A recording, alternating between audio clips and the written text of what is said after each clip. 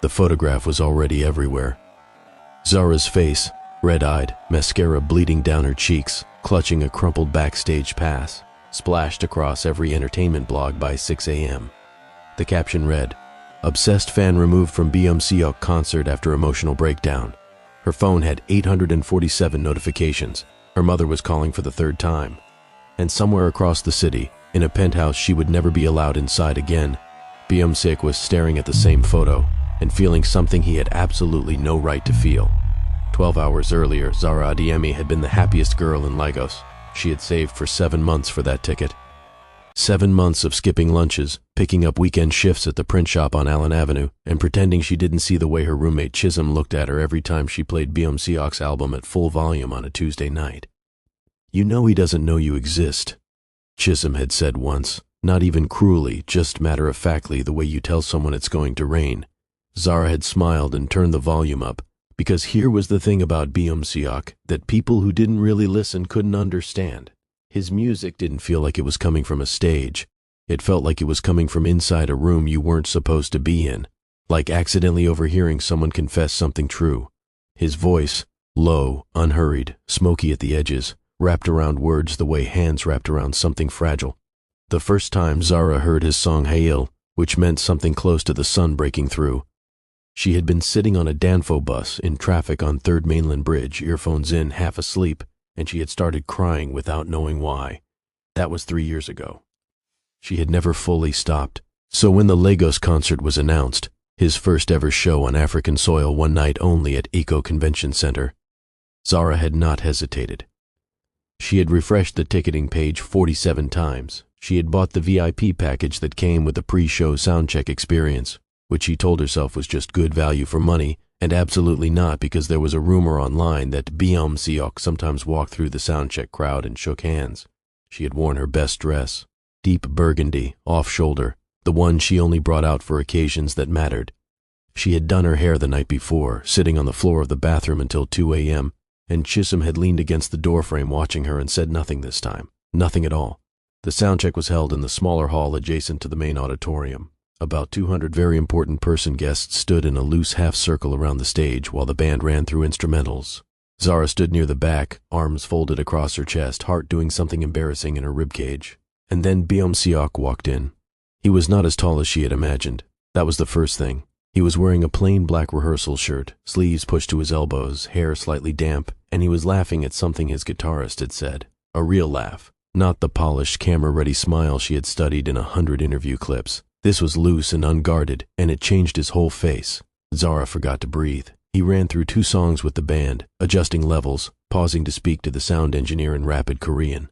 And then, this was the part Zara would replay in her mind for the rest of the night, and the night after that, and the night after that. He turned to the crowd for the first time. He looked out across the small gathering of fans, and his eyes moved slowly, unhurried, and they landed on Zara.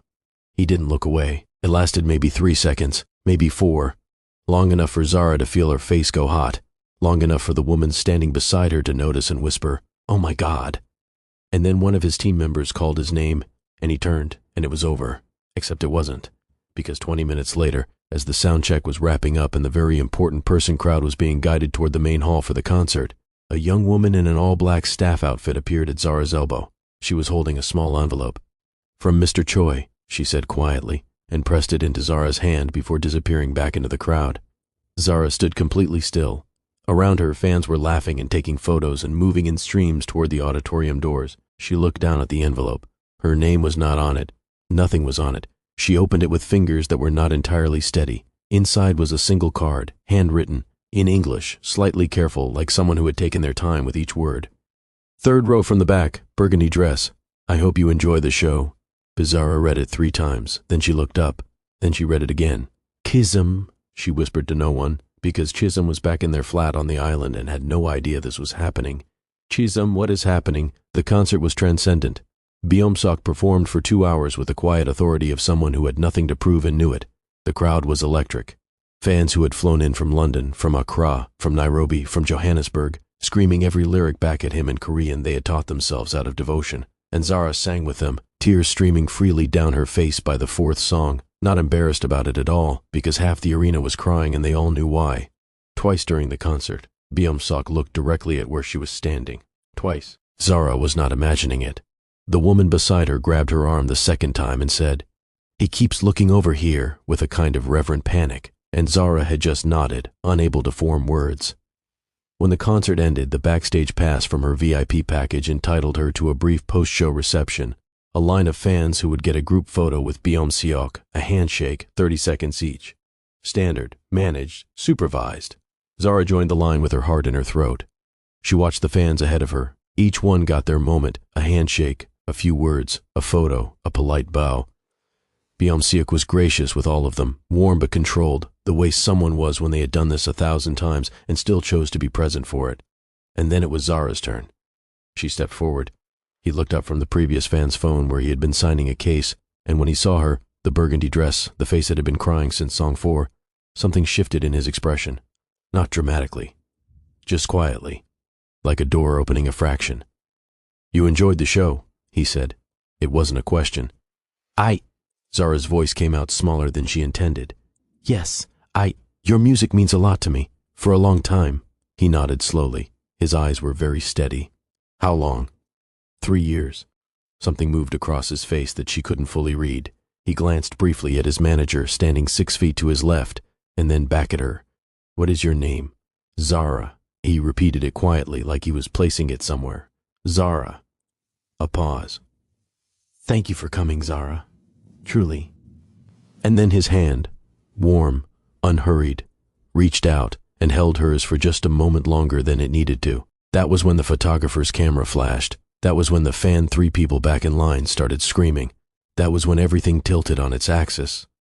Because that handshake, held 2 seconds too long, photographed at exactly the right angle, was already being uploaded, already being captioned, already being misread and amplified and turned into something it wasn't, or maybe something it was, before Zara had even walked away from the line.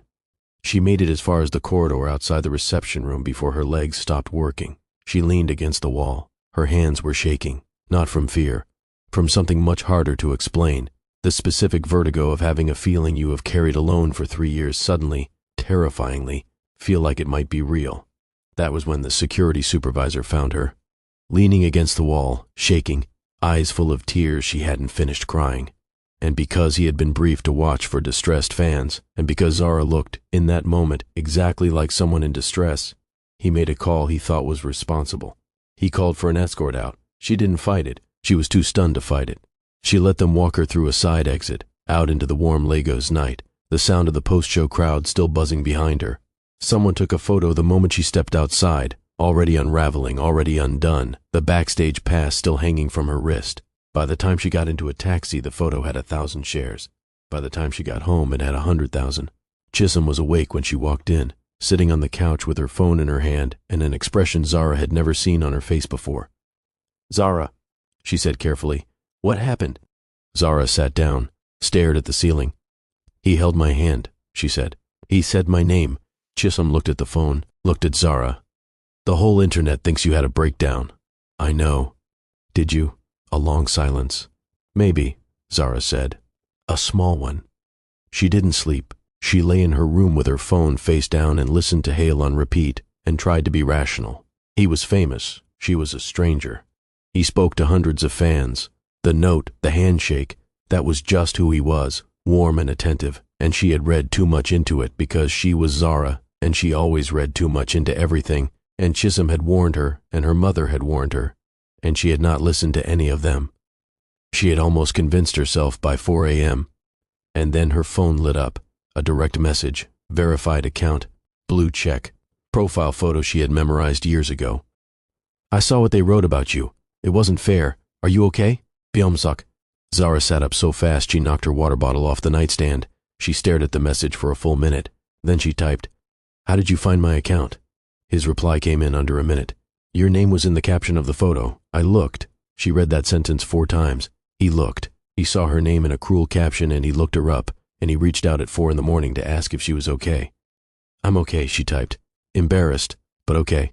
Don't be embarrassed. I should have been more careful. I wasn't thinking about the cameras." She didn't know what to say to that. What he was admitting without saying it directly, she tried anyway. "What were you thinking about?" A longer pause this time. She watched the typing indicator appear and disappear twice. "You," he finally wrote. "I was thinking about you." Zara put the phone down on her chest and looked up at the dark ceiling of her small Lagos bedroom, and she felt something enormous and terrifying and wonderful shifting open inside her chest, like a window she had kept shut for years. She picked the phone back up. "That's a lot to say to someone you met for 30 seconds. We met before that, at sound check. You were trying not to look at me. I was absolutely looking at you. I know," he wrote, and she could somehow feel the smile in it. "That's why I sent the note." They talked until the Lagos sunrise crept under her curtains. About music. She knew his catalog better than he expected, and he laughed when she quoted a lyric back at him he had forgotten he wrote. About what hail actually meant to him when he wrote it. He told her he had written it on the worst night of his life, 3 years ago, alone in a studio in Seoul, and the fact that it had reached her on a bus in Lagos on the same night, neither of them knew what to do with that. About loneliness, which they had both practiced extensively. About what it meant to love something from a distance and never know if it knew you existed. "I used to think loving your music from far away was enough," Zara told him, her voice quiet and careful. "Like, I don't need the person. I just need what they made." "And now?" he asked. She hesitated. "Now I think I was lying to myself." Silence. Then, "Come to the Soul Show." She laughed, a short startled sound. "Suck. I'm serious. Next month, I'll leave a ticket. I want to see you again, properly, without 30 people watching and someone with a camera." "That's," she pressed her hand to her forehead, "that's insane." "Maybe," a pause. "But I held your hand for 2 seconds at a fan reception, and it's been 6 hours and I'm still thinking about it, so I think we are already past the point where insane is a useful word." Zara laughed again, longer this time, helpless. "I'll think about it," she said. "I'll take that." She went to Seoul. She told Chisholm first, sitting across from her at the kitchen table with both hands wrapped around a mug, watching her roommate's face cycle through 6 distinct emotions in under a minute. Disbelief, concern, excitement, concern again, pure unfiltered joy, then concern one final time. "If he hurts you," Chisholm said, pointing a finger, "I will find a way to end his career. You don't speak Korean. I'll learn." The flight was 14 hours. Zara spent 9 of them listening to his discography and pretending she wasn't terrified, because this was real now. This wasn't a feeling she could carry alone inside her chest and take out only in private. This was a ticket. A seat on a plane. A city she had never been to. A man she had loved from a distance for 3 years and spoken to for 6 hours standing somewhere at the other end of it, waiting. She almost turned back at Incheon Airport, stood in arrivals with her one carry-on bag and her heart hammering, and thought very seriously about finding the next flight back to Lagos. And then her phone buzzed. "I can see the arrivals board from here. Your flight landed 11 minutes ago. Are you still coming?" She looked up, across the arrivals hall, past the crowd, past the barriers.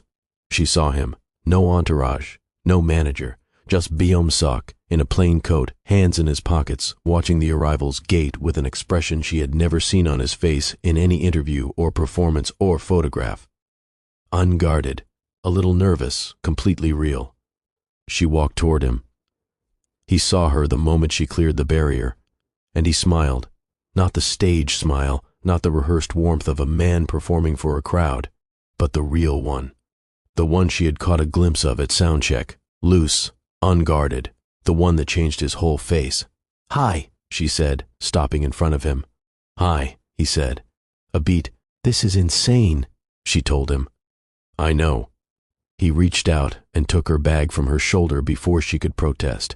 "Are you hungry? There's a jjigae place near here that's good. Or we can suck." He paused, looked at her. "Thank you," she said quietly. "For looking me up, for the message, for..." She gestured vaguely at the airport, at Seoul, at all of it, for making it real. He was quiet for a moment. Then, "I've been writing a song for the last 3 weeks," he said. "I haven't told anyone. I don't know yet what it's called." He looked at her steadily. "But I think I know now what it's about." Zara felt it again, that enormous, terrifying, wonderful thing cracking open in her chest. She looked up at him in the middle of Incheon International Airport, surrounded by strangers, 11,000 kilometers from the Danfo bus where she had first cried to his music, And she thought, Chisholm was wrong. He knew she existed. He had known since a burgundy dress and a sound check and a note tucked into a plain envelope. And some part of her had known too, some stubborn, irrational, beautiful part of her that had turned the volume up when she was told to turn it down. She had loved him from a distance for 3 years. She was done with distance now. If you made it this far, you already know. Drop a comment telling me, was Zara right to get on that plane? And if you want part 2, what happens when the world finds out? Hit subscribe, because that one is coming.